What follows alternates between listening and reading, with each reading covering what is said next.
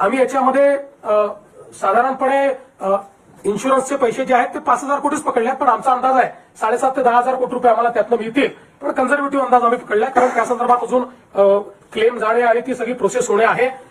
आपण पाहत आहात महाराष्ट्र न्यूज नेटवर्क.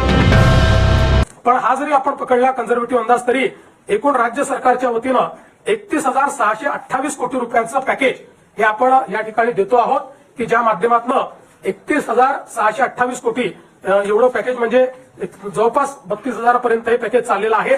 अशा 32,000 कोटी पर्यंत अशा प्रकारचं हे पॅकेज या ठिकाणी आपण दिलेलं आहे. आणि आपला प्रयत्न आहे की यातला जेवढा जास्तीत जास्त पैसा हा आपल्याला या ठिकाणी दिवाळीच्या आधी देता येईल. किमान क्रॉप कॉम्पन्सेशनचे पैसे वगैरे जे काही आहेत ते जेवढे जास्तीत जास्त दिवाळी आधी पुश करता येतील.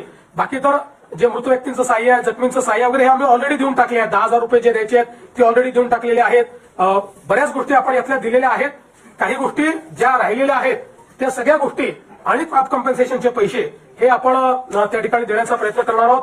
आणि आपण जर विचार केला तर निव्वळ क्रॉप कॉम्पन्सेशन करता आपण याच्यामध्ये जे पैसे देतो ते देखील जवळपास